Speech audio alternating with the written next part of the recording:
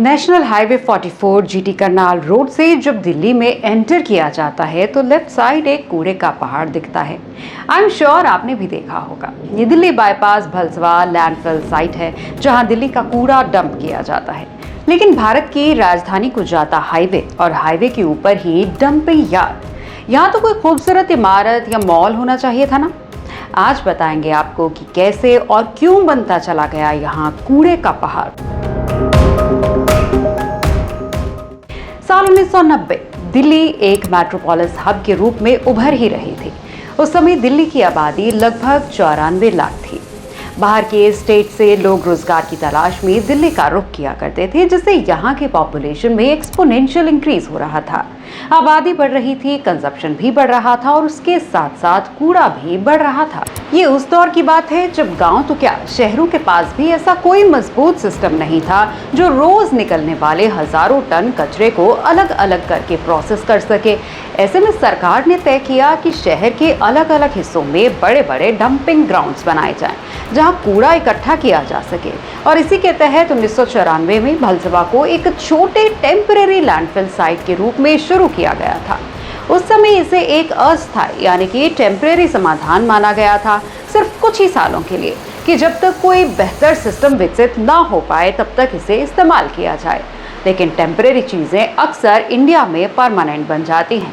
शुरुआत में यहाँ सीमित मात्रा में कूड़ा डाला जाता था, लेकिन साल दर साल आबादी बढ़ती गई, शहर भी बढ़ता गया और यहाँ आने वाले कचरे की मात्रा भी बढ़ती गई। नॉर्थ वेस्ट दिल्ली का ज्यादातर कूड़ा यहीं आने लगा। कुछ ही सालों में ये जगह अपनी क्षमता के करीब पहुंच गई और 2006 तक इसे ऑफिशियली ओवरफिल्ड घोषित कर दिया गया। नियमों के हिसाब से उस समय इस साइट को बंद कर देना चाहिए था और नई जगह तलाशनी चाहिए थी। लेकिन प्रॉब्लम ये थी कि नई जगह थी ही नहीं। दिल्ली रोज हजारों टन कचरा प्रोड्यूस कर रही थी और उसे कहीं ना कहीं तो डंप करना ही था। नतीजा ये हुआ कि भलसवा जो पहले ही भर चुका था वही कूड़ा डालना जारी रहा। धीरे धीरे जमीन का ढेर एक टीले में बदला, टीला पहाड़ बना जो कि लैंडमार्क हो गया, कूड़े का पहाड़ बन गया। करीब 60 मीटर ऊंचा, यानी लगभग 15 मंजिल इमारत के बराबर। इस दौरान एक और बड़ी गलती लगातार होती रही। कचरे को अलग अलग नहीं किया जाता रहा। घरों से निकलने वाला गीला, सूखा, प्लास्टिक, मेडिकल सारा वेस्ट एक साथ ही यहाँ फेंका जाता रहा। इससे न सिर्फ रिसाइकलिंग मुश्किल हो गई थी, बल्कि ये पूरा ढेर धीरे धीरे जहरीला भी बन गया था। इस पहाड़ के अंदर बनने वाली मीथेन गैस से कई बार आग भी लगी।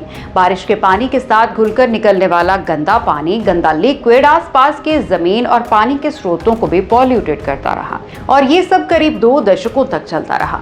कूड़ा आता रहा और पहाड़ और बड़ा होता रहा। हालांकि यहाँ से रिसाइकलिंग के लिए भी कूड़ा भेजा जाता रहा, लेकिन ये प्रोसेस काफी स्लो था। फिर 2019 के आसपास एक बड़ा मोड़ आया जब नेशनल ग्रीन ट्रिब्यूनल ने सख्ती दिखाते हुए आदेश दिया कि इन लैंडफिल साइट्स को साफ किया जाए और एक नई रिसाइकलिंग प्रोसेस की शुरुआत हुई, जिसे कहते हैं बायोमिंग। ये एक ऐसी प्रक्रिया होती है जिसमें पुराने कूड़े को खोदकर मशीनों से छाना जाता है। जो चीजें इस्तेमाल के लायक होती हैं उन्हें अलग कर लिया जाता है, जैसे कि प्लास्टिक, मेटल या फ्यूल के रूप में इस्तेमाल होने वाला सूखा कचरा, और बाकी इनर्ट मटेरियल को कंस्ट्रक्शन या फिर जमीन भरने में इस्तेमाल किया जाता है। सरकार पर भी एनजीटी का दबाव था तो एमसीडी की तरफ से भी कई कैंपेन चलाए गए, क्योंकि कूड़ा निस्तारण की पूरी जिम्मेदारी एमसीडी पर ही आती है। लोगों से कहा जाने लगा कि वो अपने घर का गीला और सूखा कूड़ा अलग अलग रखें। इसके लिए हरे और नीले रंग के डस्टबिन भी बांटे गए। इस एक्सरसाइज से थोड़ा फर्क पड़ना शुरू हुआ कि सेग्रीगेशन में जो टाइम लगता था उसमें कमी आई और रिसाइकल का टाइम बढ़ा। और इस प्रक्रिया ने पहली बार इस पहाड़ को कम करना शुरू किया। जो कूड़ा सालों से जमा था उसे धीरे धीरे हटाया जाने लगा और कई सालों की मेहनत के बाद लाखों टन कचरा इस साइट से प्रोसेस होकर बाहर जा चुका है। कुछ रिसाइकलिंग यूनिट्स में, कुछ वेस्ट टू एनर्जी प्लांट्स में और कुछ कंस्ट्रक्शन मटेरियल के रूप में इस्तेमाल हो रहा है। फिर भी सवाल ये रहता है कि इतने साल क्यों लगे। शहर की प्लानिंग की तुलना में आबादी लगातार बढ़ती गई, नई लैंडफिल साइट समय पर नहीं बनी, सेग्रीगेशन को गंभीरता से लागू नहीं किया दिया गया और प्रशासनिक फैसले अक्सर कागजों में ही अटके रहे। जब तक समस्या पहाड़ बनकर सामने नहीं आ गई, तब तक उस पर वैसी अर्जेंसी नहीं दिखाई गई। लेकिन अब लक्ष्य है कि 2026 के अंत तक इस लैंडफिल को पूरी तरह से खत्म कर दिया जाए और इस जगह को एक यूजेबल अर्बन स्पेस में बदला जाए। जहां कभी कूड़े का पहाड़ था, वहां भविष्य में पार्क, बस टर्मिनल या दूसरी सार्वजनिक सुविधाएं बन सकती हैं। बहलसवा की कहानी इसलिए महत्वपूर्ण है क्योंकि ये दिखाती है कि अगर शहर अपने कचरे को समझदारी से मैनेज नहीं करता है, तो वो कचरा एक दिन शहर के ऊपर ही खड़ा हो जाता है, एक पहाड़ बनकर, जिसे हटाने में फिर सालों लग जाते हैं। और हाँ, एक जिम्मेदार नागरिक होने के नाते हमारा भी ये फर्ज बनता है कि अपने घर से ही कचरे का सेग्रीगेशन कर दें, यानी कि गीला और सूखा कूड़ा अलग अलग कर दें, ताकि निस्तारण का काम जल्दी हो सके और हमारे शहर में कूड़े का पहाड़ ना बने। आपको हमारा ये वीडियो कैसा लगा? अगर आपके कोई सवाल या सुझाव हैं तो आप कमेंट बॉक्स में हमें जरूर लिखें।